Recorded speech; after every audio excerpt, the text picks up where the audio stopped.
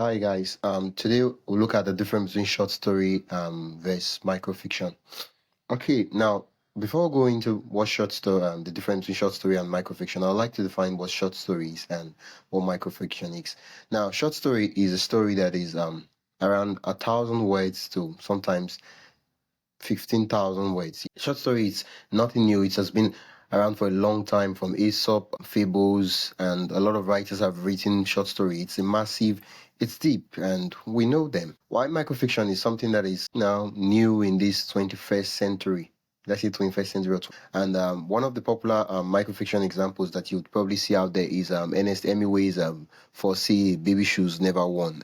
Yeah, it's short, it's not like very deep, but it's a kind of story that lingers on in your mind and it gets you thinking.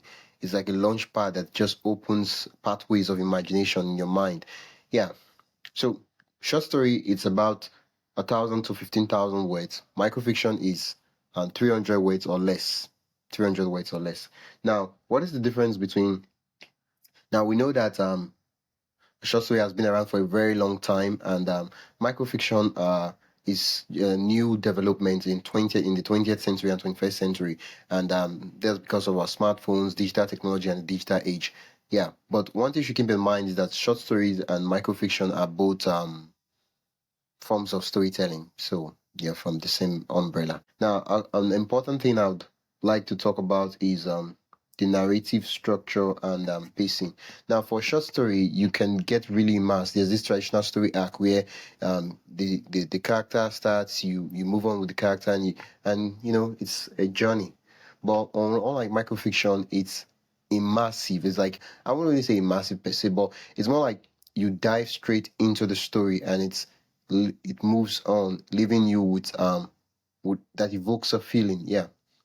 So in 300 or less, it's not where you begin to give in words and all those things. Now, it's more you get into the story and it removes every other thing apart from the story and the plot. Next thing is character development. In short story, you have the leisure, the opportunity to develop the character, to break it down, go through the internal conflict of the character, what the character is going through, and all that.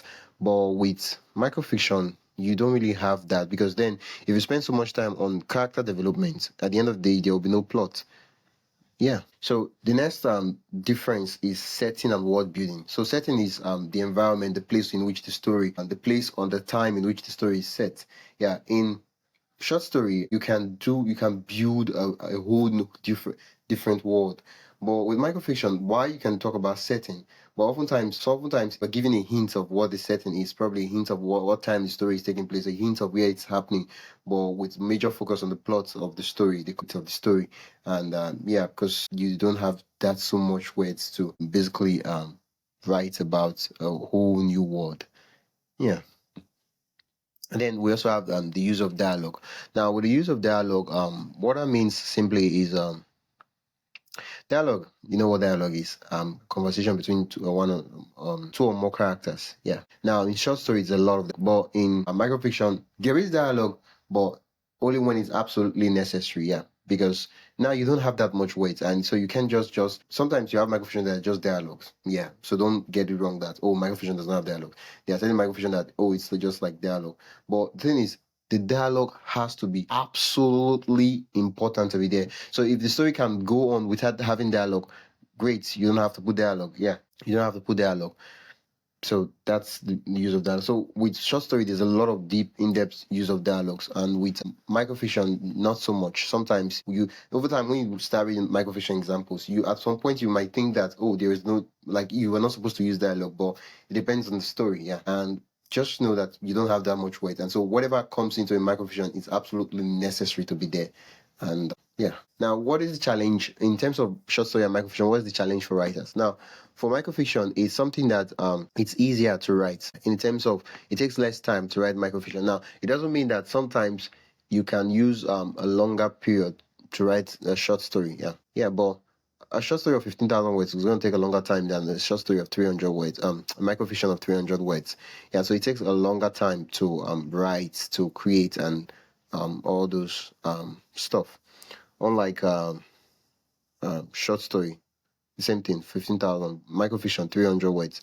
Now, so if you look at what time will it take you to write that story, and now the good thing is that with microfiction you can write a lot of stories. You can get to finish work, you can get to test things, you can get to improve, to experiment. And with short story, it's a lot. You can also get to experiment, but not as much as microfiction. Now, one of the challenge for microfiction is that brevity. Brevity is very important. Now, in short story, you can afford to be verbose. Yeah, you can afford to say some words and put some funny and interesting things that it's not like they don't move the story that much, but yeah, they're there.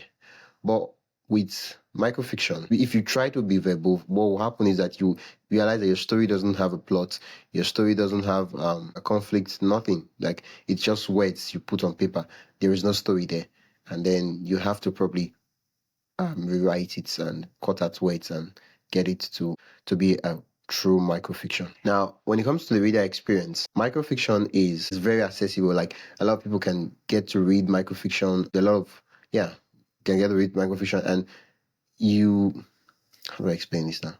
If you're not someone who loves to like read very much, you can read microfiction in 300 words in like less than, it depends on your reading speed, in less than a minute you're probably done, or a minute or two you're done. But with story of 15,000 words, that's more than that's more than 10 minutes. Like, more than 10 minutes you have to read that stuff. So with the reader experience with microfiction, it's like accessible. Microfiction is more accessible than short story. While also short story is immersive. Like, when you read short story, it's the feeling is just different. If you read short story, the feeling is completely different compared to microfiction. Right? Why microfiction evokes a feeling, like for sale baby shoes never worn. That's a story that lingers on in my mind, and I'm like, wow. I keep thinking about it, and I'm like, it keeps spreading and branching forth into different possibilities of what could have happened that made those shoes never worn. And then there's short story out there. I read the short stories and I'm like, wow, great, awesome, wonderful. You understand? And I think you should read the short stories and read microfiction. That way you better understand and grasp the feeling of what each entails. Okay, and then there's publishing opportunities. Now, for short story, there are a lot of literary magazines. In fact, that's what most literary magazines publish, short stories. And then there are a lot of anthologies you can publish your short stories. There are a lot of contests you can enter in your short stories. Like, short story has been there for a long time, even before microfiction came out to be. But with microfiction, there are most of the time, dedicated contests, dedicated magazines that you can publish your microfiction on. And yeah. So I feel majorly the opportunities for short story is larger compared to microfiction. But then with microfiction, you can get to write it more and then put your work out there and submit it.